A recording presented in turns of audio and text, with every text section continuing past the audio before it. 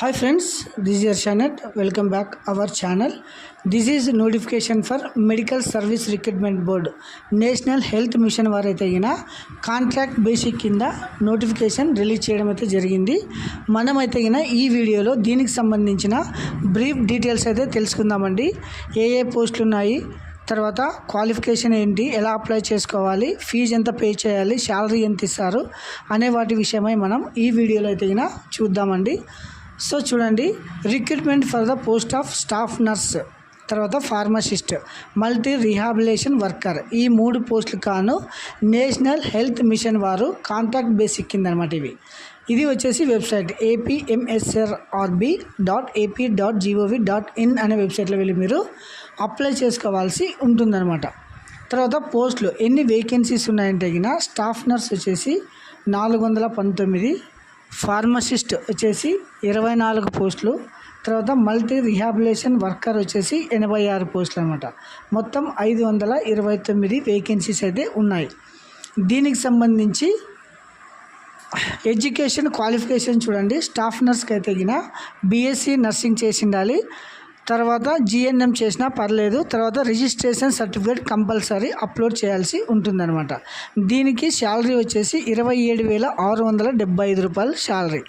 తర్వాత ఫార్మసిస్ట్, దీనికి D pharmacy కానీ బి ఫార్మసీ కానీ ఇంటర్మీడియట్లో వొకేషనల్ కోర్సు బై ఫార్మసీకి సంబంధించిన కోర్సు కంప్లీట్ చేసి ఉండాలి. దీనికి కూడా కంపల్సరీ రిజిస్ట్రేషన్ సర్టిఫికేట్ ఉండాలి.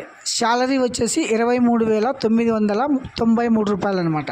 తర్వాత మల్టీ రిహాబిలేషన్ వర్కర్, దీనికి ఇంటర్మీడియట్ క్వాలిఫికేషన్తో పాటు multi rehabilitation worker from the recognised యూనివర్సిటీకి సంబంధించి మీకు సర్టిఫికేట్ కంపల్సరీ ఉండాలన్నమాట. దీనికి వచ్చేసి జీతం వచ్చేసి 23,494 రూపాయలు శాలరీ ఉంటుంది. తర్వాత దీనికి సంబంధించి అప్లై చేసుకోవడానికి మీకైతే అయిన ఏజ్ వచ్చేసి మినిమం అంటే 18 సంవత్సరాలు నిండి ఉండాలి. తర్వాత 42 సంవత్సరాల వరకు అప్లై చేసుకోవచ్చును.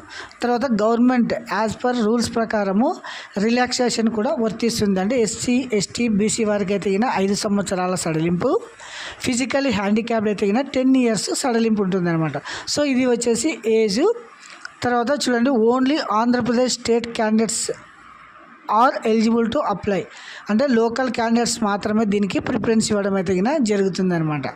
సో నెక్స్ట్ వచ్చేసి సెలక్షన్, దీన్ని ఎలా సెలక్షన్ చేస్తారు అంటే ఎగ్జామ్ అనేది ఉండదన్నమాట. ఓన్లీ మెరిట్ ఆధారంగా మీకు పోస్ట్ రావడం అయితే జరుగుతుంది. టోటల్ వచ్చేసి 100 మార్క్స్, తర్వాత qualifying marks 75 marks based on weightage number of years, అంటే మీ ఏజ్ని బట్టి క్వాలిఫికేషన్ బట్టి మార్క్స్ని బట్టి మీకైతే అయినా మార్క్స్ ఇవ్వడం జరుగుతుందన్నమాట. Particular of contract service weightage ఉంటుంది. కోవిడ్లో పనిచేసే వాళ్ళు, తర్వాత రూరల్ ఏరియాలో పనిచేసే వాళ్ళు, తర్వాత అర్బన్ ఏరియా, వీటికి సంబంధించి మార్క్స్ అయితే అయినా కలుపుతారనమాట. తర్వాత దీనినైతే అయినా మీరు ఎలా అప్లై చేసుకోవడానికి ఫీజు ఎంత పే చేయాలంటే అయినా applicant must pay 1,200 for the OC category, అంటే ఓసీ వారికి అయితే అయినా 1,200 ఫీజు పే చేయాల్సి ఉంటుంది. తర్వాత 900 వచ్చేసి SC ST BC EWS PWD వీరంతా 900 రూపీస్ అప్లికేషన్ ఫీజు పే చేయాల్సి ఉంటుందన్నమాట. దీనికి అప్లై చేసుకోవడానికి డేట్స్ 13/6/26 నుంచి 30/6/26 11:59 PM వరకు మీరైతే అయినా అప్లై చేసుకోవచ్చు అనమాట. తర్వాత సర్టిఫికేట్స్ ఏవేవి మీరు అప్లోడ్ చేయాల్సి ఉంటుందంటే అయినా ఫోటో సిగ్నేచరు మరియు లేటెస్ట్ స్కాన్డ్ ఫోటో సిగ్నేచర్, తర్వాత ఎస్ఎస్సి సర్టిఫికేట్ అంటే 10th class marks card, intermediate marks card, తర్వాత స్టడీ సర్టిఫికేట్ 4వ తరగతి నుంచి 10వ తరగతి వరకు స్టడీ సర్టిఫికేట్ అప్లోడ్ చేయాల్సి ఉంటుంది. తర్వాత బీఎస్సీ నర్సింగ్ కానీ జిఎన్ఎం కానీ ఫార్మసీ కానీ pass certificates of marks memos, తర్వాత మీరు ఇంటర్నల్ చేసిండే వాటికి కూడా మీకు సర్టిఫికేట్ కంపల్సరీ ప్రొడ్యూస్ చేయాల్సి ఉంటుందన్నమాట. So pharmacy counselling registration certificate కూడా మీరు ఆన్లైన్లో అప్లోడ్ చేయాల్సి ఉంటుంది. ఇది వచ్చేసి స్ట్రక్చర్ అనమాట. దీన్ని మీరు ఎలా ఆన్లైన్లో అప్లై చేసుకోవాలంటే వెబ్సైట్లో వెళ్ళాలి. ఇక్కడ చూడండి, ఇది వచ్చేసి వెబ్సైట్ apmsrb.ap.gov.in అనే వెబ్సైట్ ఓపెన్ చేస్తే ఇలా ఓపెన్ కావడం అయితే జరుగుతుంది. నోటిఫికేషన్ గురించి మీరు తెలుసుకోవాలంటే ఇది క్లిక్ చేయవచ్చును. తర్వాత ఆన్లైన్ రిజిస్ట్రేషన్ రిజల్ట్స్ మాన్యువల్ అని ఉంది కదా. తర్వాత ఇందులో వచ్చేసి మీరు ఆన్లైన్ రిజిస్ట్రేషన్ ఓపెన్ చేయాలి.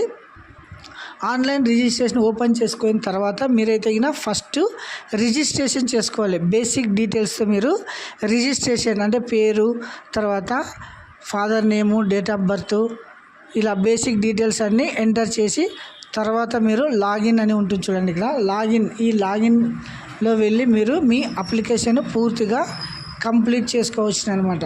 సో ఇది వచ్చేసి అంతా ఆన్లైన్లో మాత్రమే అప్లై చేసుకోవచ్చును.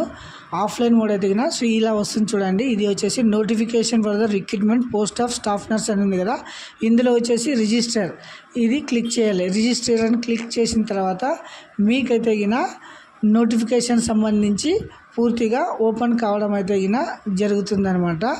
ఇది వచ్చేసి స్ట్రక్చర్, మీరు ఎలా ఆన్లైన్లో అప్లై చేసుకోవాలని అది ప్రతి దానికి సంబంధించి ఇలా మీరు పూర్తిగా మీ అప్లికేషన్ అయితే కంప్లీట్ చేసుకోవచ్చు అనమాట.